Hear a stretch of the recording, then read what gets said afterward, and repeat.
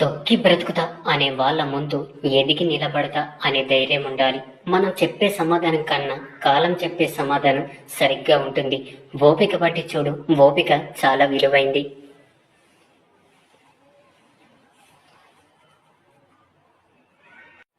ఇష్టం అలాగే కోరిక నిన్ను మరొకరికి బానిసగా మారుస్తుంది.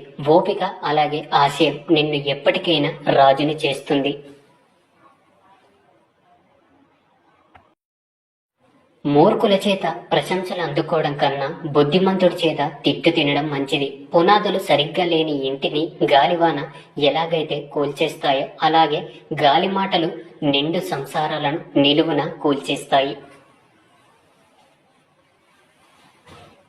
చీకటిని చీదరించుకోకు. కొన్ని ఆలోచనలు అలాగే ఆవేశాలు మస్తిష్కంలో మెరిసేది చిమ్మ చీకటిలోనే. అలా వచ్చినప్పుడు తల వంచితే ప్రాణం నిలబడుతుంది. గొడవ అయినప్పుడు ఒక అడుగు వెనక్కి తగ్గితే బంధం నిలబడుతుంది.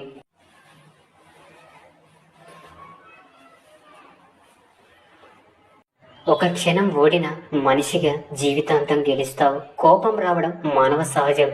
అయితే దాన్ని ఎప్పుడు, ఎక్కడ, ఎవరి మీద ప్రదర్శించాలో తెలుసుకోవడమే విజ్ఞాత. నీ చెడుని కోరేవారు నీ తప్పును మాత్రమే చూపిస్తుంటారు, కానీ నీ మంచిని కోరేవారు మాత్రం ఆ తప్పును ఎప్పుడు సరిదిద్దుతూనే ఉంటారు. జీవితాంతం అవసరాల కోసం సూర్యోదయానికి సూర్యాస్తమయానికి మధ్య పరిగెడుతూ ఆనందాన్ని కోల్పోతూ ఉండడమే జీవితమేమో కాదంటారా? జీవిస్తే సింహంలా జీవించాలి. ఎందుకంటే నోరు లేని మేకని బలిస్తారు, కానీ గర్జించే సింహాన్ని కాదు. ముగింపు తెలిసిన కథకి ముందే ఏం జరుగుతుందో తెలిసిన జీవితానికి అంత విలువ ఉండదు. బంధాలు కలిపేది మాటే, ఆ బంధాలను తెంచేది మాటే. ప్రాణం పోసేది మాటే, అలాగే ఆ ప్రాణం తీసేది కూడా మాటే. గాయాలు చేసేది మాటే, మాన్పేది మాటే. మాయ నిన్ను గెలిపిస్తుంది, మాట నిన్ను ఓడిస్తుంది. అందుకే మాట్లాడే ముందు జాగ్రత్తగా మాట్లాడండి. అడగడం చేత కానప్పుడు ఆశపడకు, అలాగే ఇవ్వడం చేత కానప్పుడు ఆశ చూపకు. సంస్కారం మర్చిపోయి ప్రవర్తిస్తే నీ పరువు పోతుంది. అలాగే విలువలను మర్చిపోయి ప్రవర్తిస్తే నీ తల్లిదండ్రులు నీకు ఇచ్చిన సంస్కారం దెబ్బతింటుంది. పని ఉంటే పలకరింపు, లేదంటే చీదరింపు. అవసరం ఉంటేనే అభిమాన వర్షం, అవసరం తీరిపోయాక తగిలేసే రకం. ఇది నేటి మనిషి యొక్క తీరు. ధైర్యమనే సంపదను కోల్పోతే అన్ని సంపదలను కోల్పోయినట్టే. ఆస్తి పెరగాలంటే ఎన్నో మార్గాలు ఉన్నాయి. అదే అభిమానం పెరగాలంటే ఆత్మీయత ఒక్కటే మార్గం. ఆకలితో ఉన్న జంతువు కన్నా అత్యాశతో ఉన్న మనిషి చాలా ప్రమాదకరం. ఇక్కడ డబ్బులు చూసి సంతోషపడే బంధాలే ఉన్నాయి, కానీ మనసును చూసి ఆనందపడే బంధాలు లేవు. ఒకప్పుడు మనసు ఉంటే మార్గం ఉండేది అనేవారు, కానీ ఇప్పుడు మాత్రం డబ్బు ఉంటేనే మార్గం ఉంటుంది అంటున్నారు. అవసరానికి ఉపయోగపడని స్నేహాలు, ఆపదలో ఆదుకోలేని బంధాలు ఎన్ని ఉన్నా వ్యర్థమే. ముక్కుసూటిగా ఉన్నది ఉన్నట్టు మాట్లాడి చూడు, నీ పక్కన ఒక్కరు కూడా ఉండరు. అదే అబద్ధాలు చెబుతూ లేనివి ఉన్నవి కల్పించి మాట్లాడి చూడు, నీ చుట్టూ ఒక పెద్ద సమూహమే ఉంటుంది. బయట వాళ్ళకి ఇచ్చే సమయం అలాగే విలువ మన వాళ్ళకి ఇస్తే మన వాళ్ళు బయట వాళ్ళు కాకుండా ఉంటారు. చీకటి తానే గొప్ప అనుకుంటుంది, కానీ దీపం తన ఆహాన్ని తలకిందులు చేస్తుంది. చెడు సమూహం నడుస్తుంది అంటే బాధపడకండి, మీ విజయంతో దాని ఆహాన్ని అణిచివేయండి. కోపం అనేది తెర లాంటిది, తీస్తే పోతుంది, కానీ బాధ గాయం లాంటిది, గాయం మానిన మచ్చ అలానే ఉంటుంది. గెలిచినప్పుడు పొగడడానికి 100 మంది ఉన్నా లేకపోయినా పర్వాలేదు, కానీ ఓడిపోయినప్పుడు మాత్రం ఓదార్చడానికి ఒక్కరైనా ఉండాలి.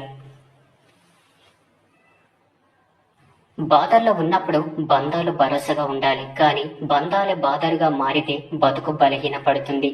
మనిషి ఎలా ఉన్నాడో చూడకు, మనసు ఎలాంటిదో చూడు. అందం పోతుంది, అలాగే ఆస్తులు కూడా తరిగిపోతాయి, కానీ మంచి మనసు ఎప్పటికీ నీకు తోడుగా ఉంటుంది. ఎవరో నిన్ను బాధ పెట్టారని వాళ్ళు తిరిగి బాధపడాలని ఎప్పుడు కోరుకోకు. తెలియక బాధ పెడితే క్షమించు. అదే తెలిసి బాధ పెడితే తీర్పు ఆ కాలానికి అప్పగించు. నువ్వు మాత్రం ప్రశాంతంగా జీవించు. ప్రతి బాధ ఒక కొత్త పాఠాన్ని నేర్పుతుంది. ప్రతి పాఠం ఒక వ్యక్తిని మారుస్తుంది. ఏ మనిషికైనా మనం విలువ ఇవ్వగలం, కానీ విలువ తేలేము. అది ఎవరికి వారే సంపాదించుకోవాలి.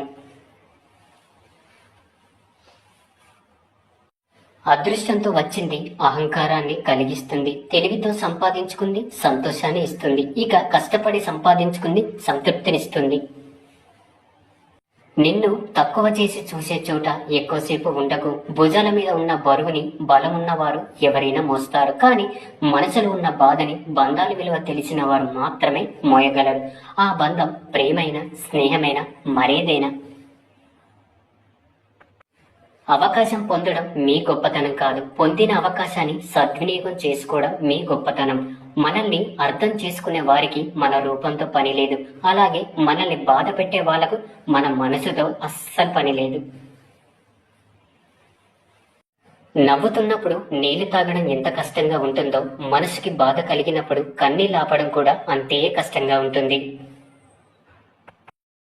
ఈ ప్రపంచంలో మనిషిని మనిషిలా చూసేది భూమి ఒకటి. ఏ కులం వారు పండించినా పండుతుంది, ఏ కులం వారు చనిపోయినా తనలో కలుపుకుంటుంది. నమ్మకం అలాగే ప్రాణం రెండు ఒకటే. ఒక్కసారి పోతే మళ్ళీ తిరిగి రావు. నమ్మిన వారిని మోసం చెయ్యకు, మోసం చేసిన వారిని నమ్మకు. పంటని చీడ పురుగుల నుంచి, మనసుని అసూయ ద్వేషాల నుంచి కాపాడుకోకపోతే చివరికి మిగిలేది అంత నష్టమే. పంటైనా జీవితమైనా అంత వ్యర్థమే.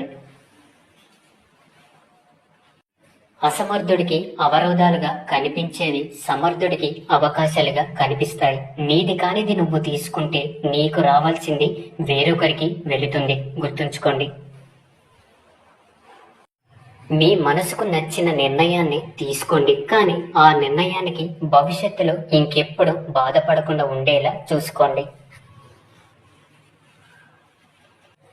ఎవరైనా వచ్చి మీ దగ్గర ఎదుటివారి గురించి చెడుగా చెప్తే సంతోషించకండి. మీ గురించి కూడా ఇతరుల దగ్గర ఎంత చెడుగా మాట్లాడి ఉంటారో గ్రహించండి.